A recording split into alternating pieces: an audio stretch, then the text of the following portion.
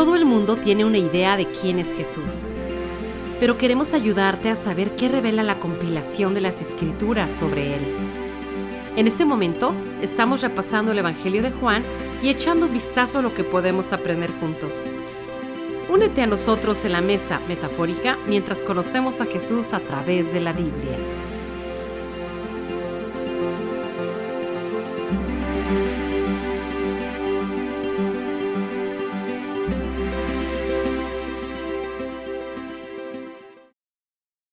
Bienvenidos todos a la Mesa de Jesús. Yo me llamo Elliot Reina, estoy aquí con el Dr. Nicolás Venditti y estamos profundizando lo más que podemos en el Evangelio de Juan. Y ya hemos visto diferentes sietes, cómo está dividido este Evangelio en sietes, que se me ha hecho increíble cómo él hizo esto aún de una manera nada más de su literatura, como arte. Es más impresionante, aparte de la riqueza que podemos hallar en todo lo que escribió. Vimos 7 títulos de Jesús en un capítulo, las 7 señales acabamos de terminar, y ahora vamos a ver 7 discursos o 7 enseñanzas o 7 prédicas, podríamos decir. Sí, sermones, lo que sea. Sermones sí, unos son a una multitud, otros son con una persona, y cada uno tiene tanta riqueza que enseña Jesús de él mismo como el Mesías, del reino de Dios, y vamos a ir uno por uno. Entonces, nada más para que sepan los 7 discursos que vamos a cubrir en los siguientes episodios. Hoy vamos a cubrir el primer discurso, que es el nuevo nacimiento.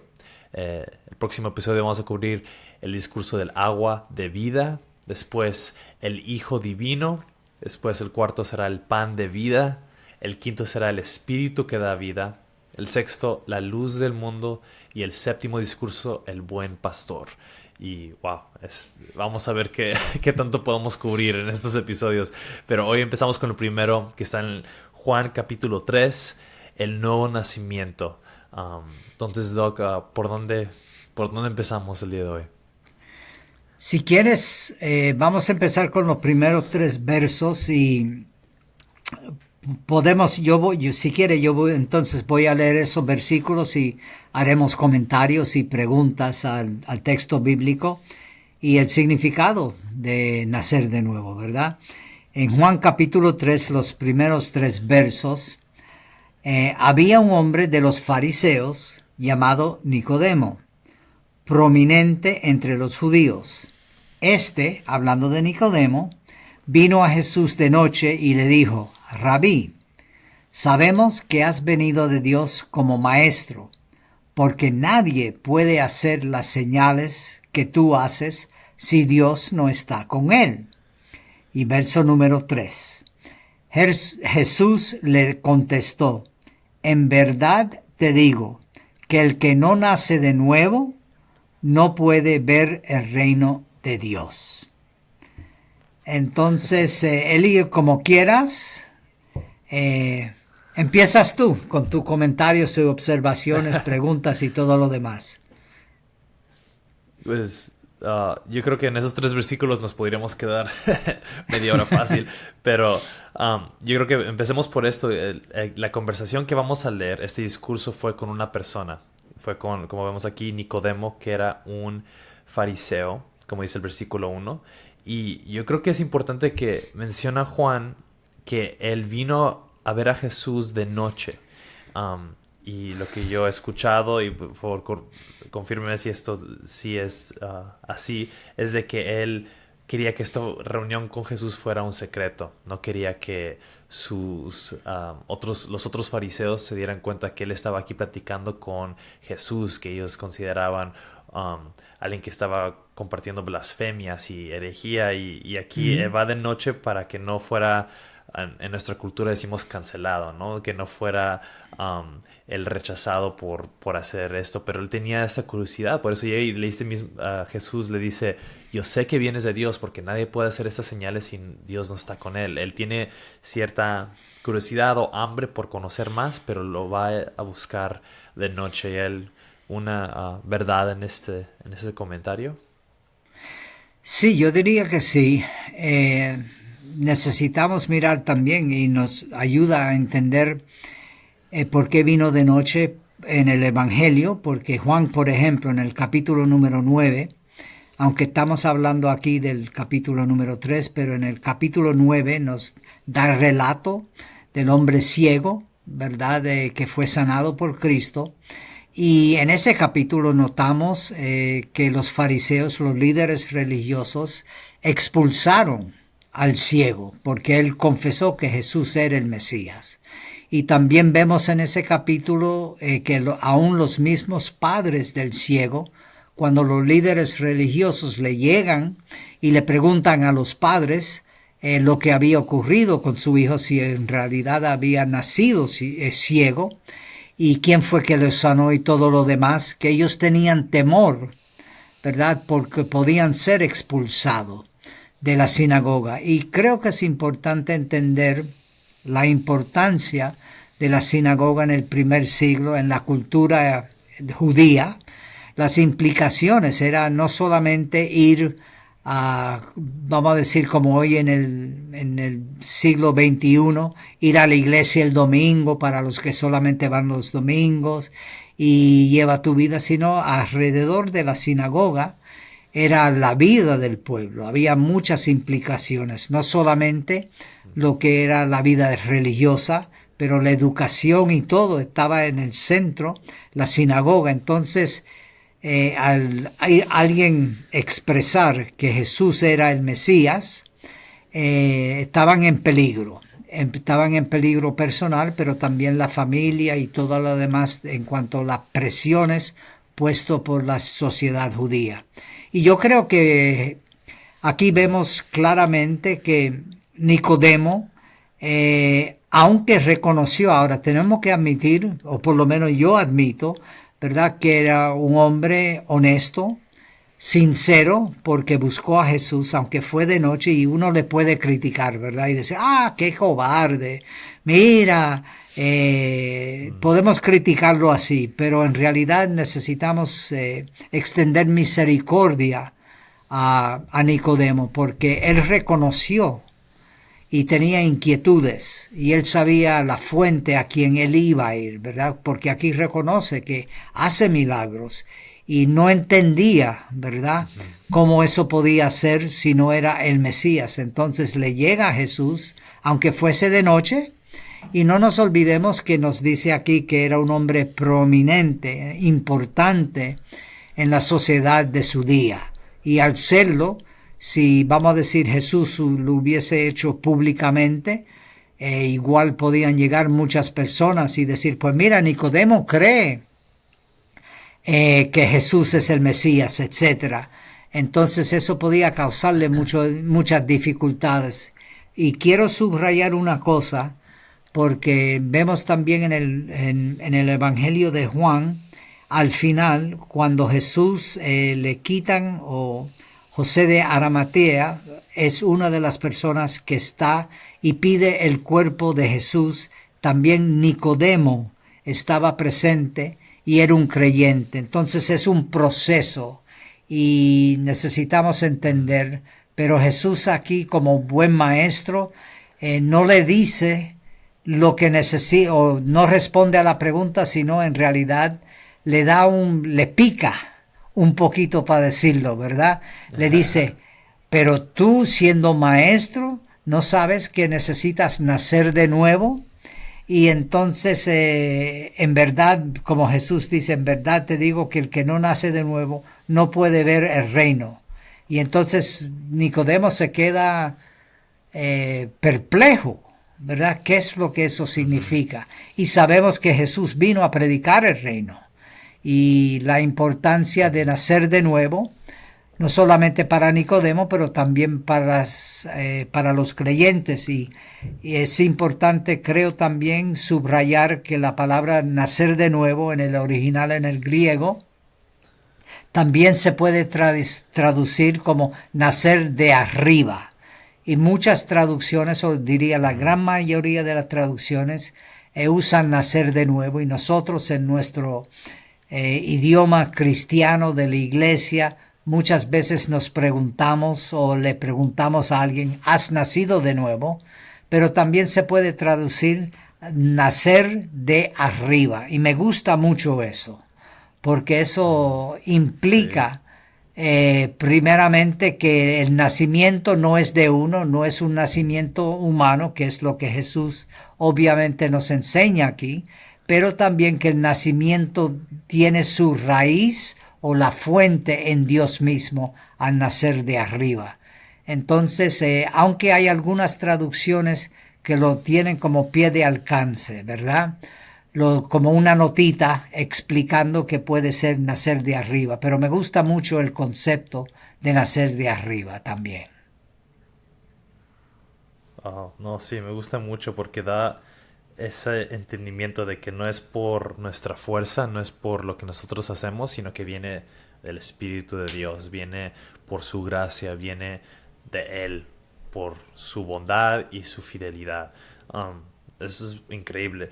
Y me gusta lo que dijiste de que hay que ser pacientes porque yo creo que ahorita estamos pensando, a lo mejor algunos están pensando, ¿cómo es que lo va a buscar de noche y no estar dispuesto a arriesgar su vida o su trabajo Sí. o lo que sea, su reputación por Jesús? Entonces no es un discípulo de verdad, pero el discipulado toma tiempo y hay proceso, ¿no? Y aquí está Jesús siendo paciente con él, explicándole estas cosas eternas a alguien que tiene hambre, a alguien que a lo mejor todavía no ha entregado todo, pero quiere conocer más. Y a veces como cristianos creo que tenemos que ser pacientes, porque a veces queremos ya una decisión, ya una conversión, ya que se conviertan y que pongan su fe y ríndete, y a veces toma tiempo. El Espíritu Santo va obrando en el corazón de alguien.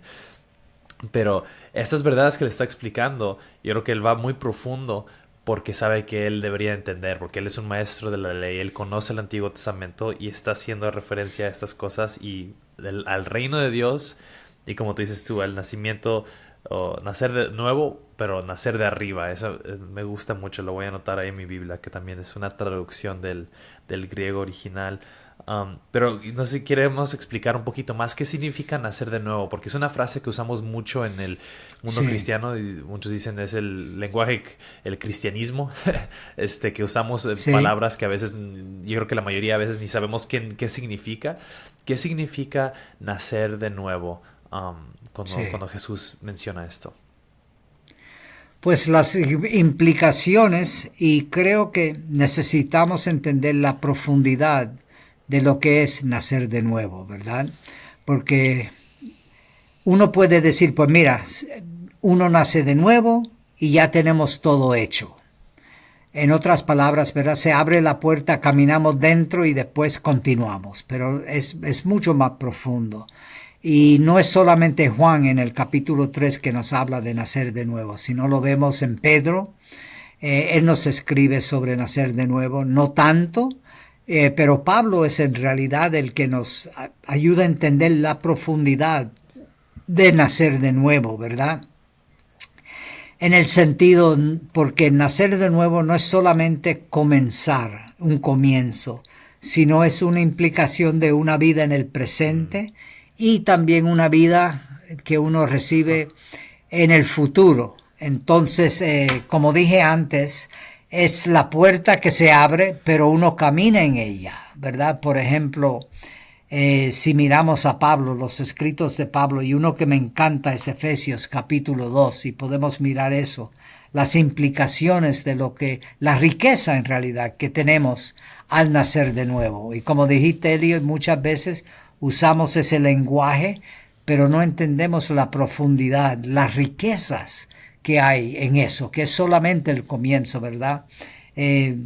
Efesios capítulo 2, verso 4 en adelante para mirarlo de una manera breve. Pero Dios, que es rico en misericordia, por causa del gran amor con que nos amó, otra vez aquí vemos Juan 3, 16, ¿verdad?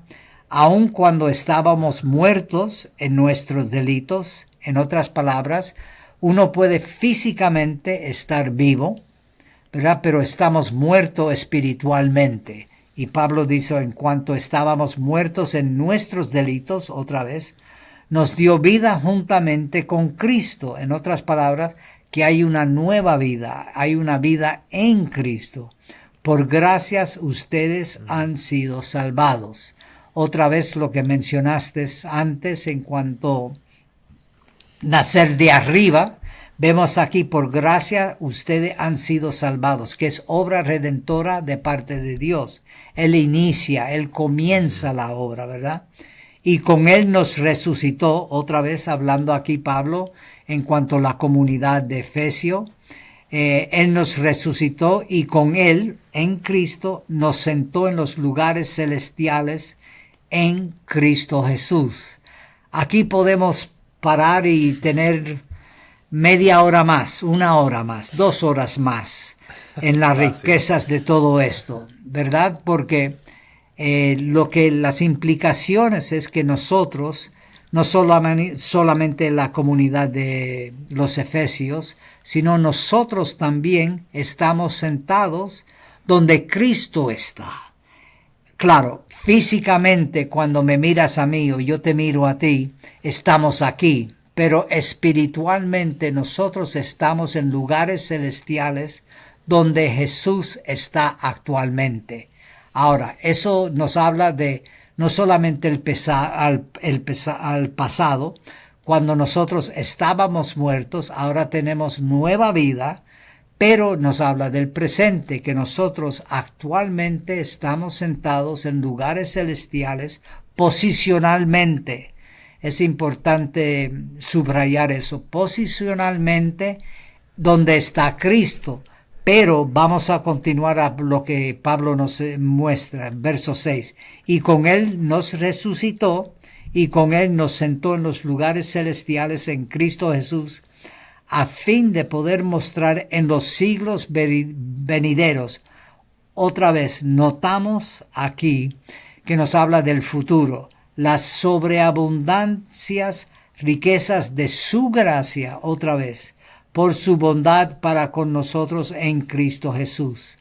Tenemos el pasado, habíamos o estábamos muertos, ahora el presente estamos vivos, sentados en lugares celestiales donde Cristo está actualmente, pero en el siglo venidero, en otras palabras, en el futuro, nosotros, ¿verdad?, tenemos riquezas en Cristo Jesús. En otras palabras, que Dios no ha terminado con nosotros, que tenemos un futuro asegurado en Cristo Jesús.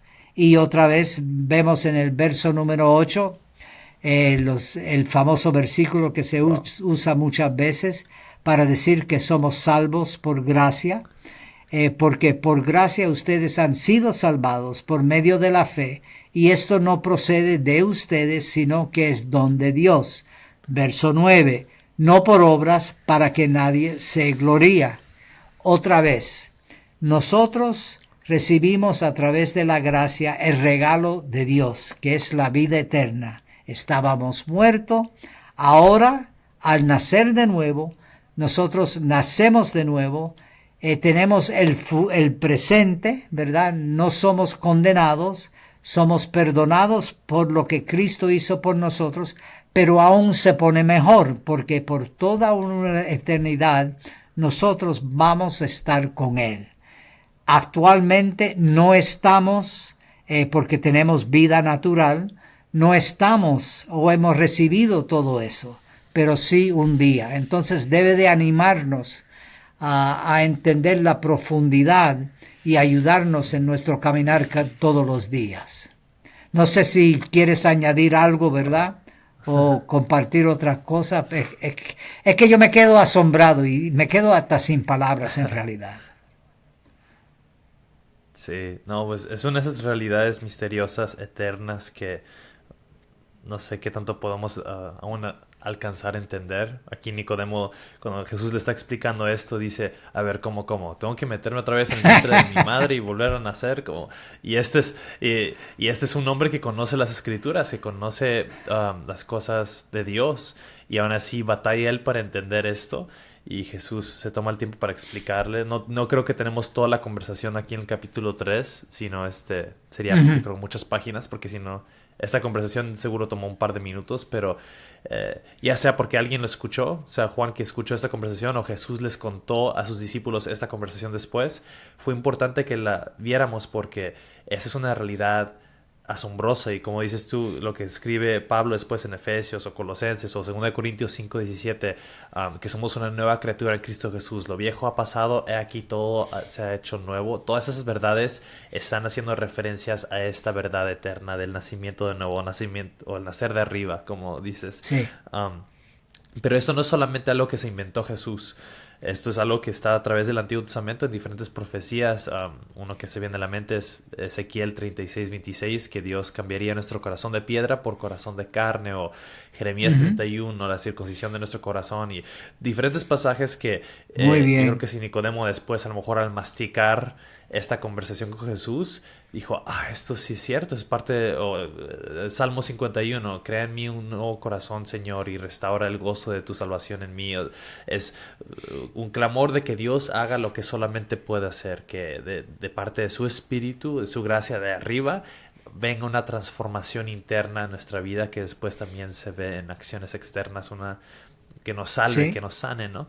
Y yo creo que de aquí Nicodemo, a lo mejor preguntándose cómo, Jesús le dice, continuando la conversación, cualquiera que cree en mí. Y para explicar creer, para explicar fe, él cuenta una historia que dice, si ustedes ahí, no tenemos tiempo para leerlo todo, entonces por favor ahí léanlo después en Juan 3, él dice que y dice Jesús, como Moisés levantó la serpiente en el desierto, así es necesario que sea levantado el Hijo del Hombre para que todo aquel que cree tenga en él vida eterna. Entonces está aquí diciendo, ¿cómo? ¿Cómo puedes nacer de nuevo? Tienes que creer en mí. Pero da esa historia que si no conoces la historia suena medio raro, como ¿cómo que Moisés y serpiente? ¿De qué está hablando? Pero Nicodemo y cualquier judío en ese tiempo hubiera conocido esta historia que está en Números, creo. Exactamente, Si sí, me sí. acuerdo bien. Y en ese tiempo, sí, Números, había como una plaga, por así decirlo, de serpientes que estaban matando a los judíos. Y eran muchos, no sé cuántos, pero eran muchísimos los que estaban muriendo. Y imagínense el miedo que ha de haber tenido esta gente, que tanta gente está muriendo porque los serpientes los están matando, y no vivían en casas como nosotros, estaban viviendo en la tierra, pues estaban viviendo con sus tienditas, Sí. ahí estaban durmiendo, y a lo mejor en la noche llegaban las serpientes y estaban muriendo tantos, que llega Moisés con Dios y le dice, Dios, ayúdame, esta gente está muriendo, ¿qué hacemos? Y Dios le da instrucciones de crear una vara, un palo que se vea como una serpiente, y le dice, cualquiera que una serpiente si te muerde, que corra y que vea esta vara, que ponga su mirada en este palo, y cualquiera que lo ve va a ser sano. Entonces así sucedió. Cuando alguien mordía una serpiente, en vez de enfocarse en intentar sacar el veneno o sanarse ellos mismos con sus ideas de medicina, yo qué sé, tenían que correr y poner su mirada en esta vara, y en ese momento eran sanados. Entonces dice Jesús, de igual manera que tenían que ver, ustedes tienen que creer en mí y tendrán vida eterna. Y ahí viene esta idea de esa conexión, ¿no? De igual que nuestra vista no es nuestra obra, pero en qué está puesta nuestra vista, ahí está el poder. Igual, Exactamente. nuestra fe no es un poder que nosotros nos esforzamos y tenemos más fe y mi fe me salva. No, es el objeto de nuestra fe, el enfoque de nuestra fe que tiene el poder para salvarnos, que es Jesús, ¿no? El que descansamos y confiamos completamente en Él, en la obra de la cruz, como dice aquí, cualquiera que cree en el Hijo del Hombre, ya hablamos de eso en otro episodio, que Jesús es el Hijo del Hombre, tendrá esta vida eterna, tendrá este nacimiento de arriba, este nacimiento nuevo. Y yo creo que eso ayuda bastante, y Él está explicando estas cosas súper profundas, pero súper Sí, importantes sí, sí, aquí a sí. Nicodemo, que nosotros podamos aprender. No, hay muchísimo ahí en ese capítulo. Y para concluir me gustaría, ¿verdad? Porque vemos otra vez el relato bíblico y cómo Juan implica, no implica en realidad, nos deja saber directamente a través de las palabras que Jesús, igual que uno miró en el desierto cuando la serpiente fue levantada en alto y esa persona fue salva y esa persona recibió sanidad. Entonces, como dijiste, Elio, muy bien dicho otra vez, la importancia de mirar a Jesús, que recibimos nuestra sanidad, que Él es la fuente de nuestra salvación. Pero me gustaría, si podemos terminar, ¿verdad? Porque nos estamos quedando corto de tiempo, ver lo que Pablo nos ayuda a entender, no solamente del nuevo nacimiento, pero la importancia de lo que Dios ha hecho y que somos completos. Hoy en día muchas veces hay personas que preguntan, ¿qué más hay de Jesús? O ¿qué más hay en cuanto quiero buscar? Muchas veces se habla de buscar más revelación o una nueva revelación. Toda la revelación está en Cristo Jesús. Todo está en la Biblia. Entonces, quiero que terminemos un poquito lo de las implicaciones de estar completos en Cristo. Y lo vemos en Colosenses capítulo 1, versos 13 en adelante, ¿verdad? Colosenses capítulo 1, versos del 13 en adelante, hablando, Pablo escribiendo aquí, porque Él, hablando de Cristo, nos libró del dominio de las tinieblas. En otras palabras, somos libres del dominio, ¿verdad? De Satanás y el reino de las tinieblas, y nos trasladó al reino de su Hijo amado. En otras palabras, Dios nos ha trasladado de la oscuridad a la luz, que es Cristo mismo, ¿verdad?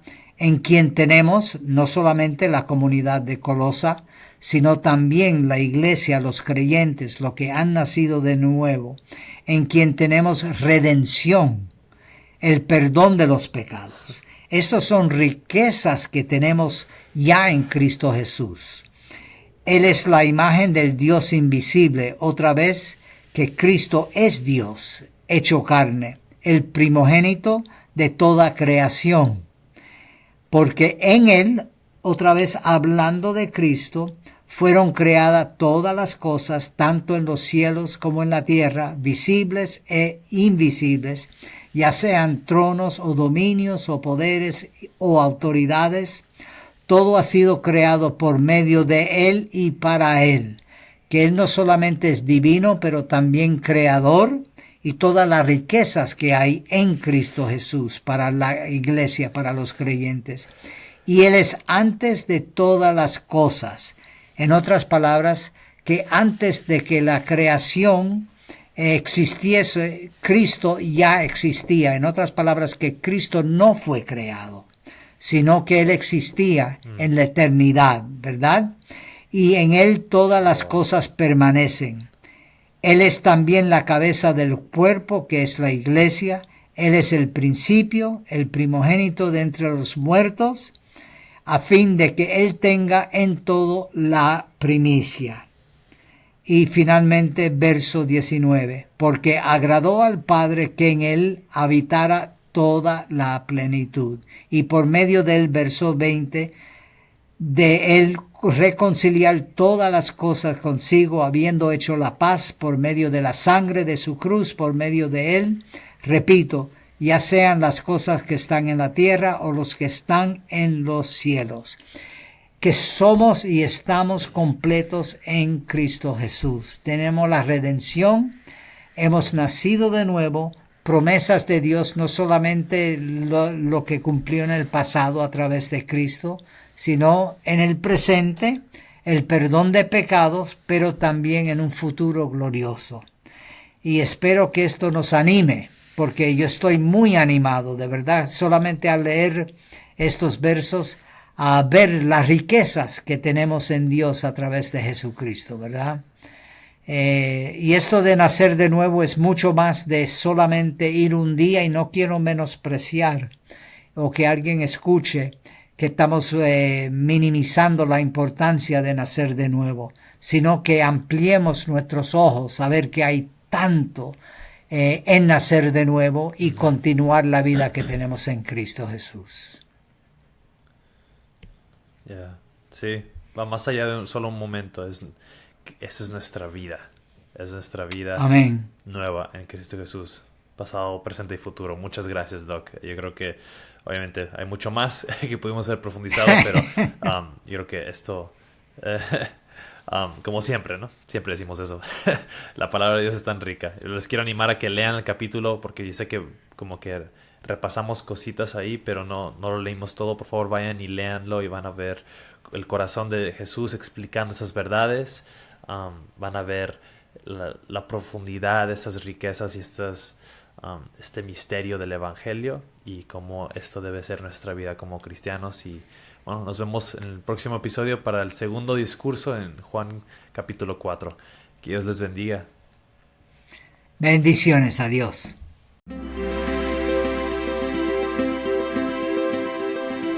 Gracias por escuchar al podcast La Mesa de Jesús.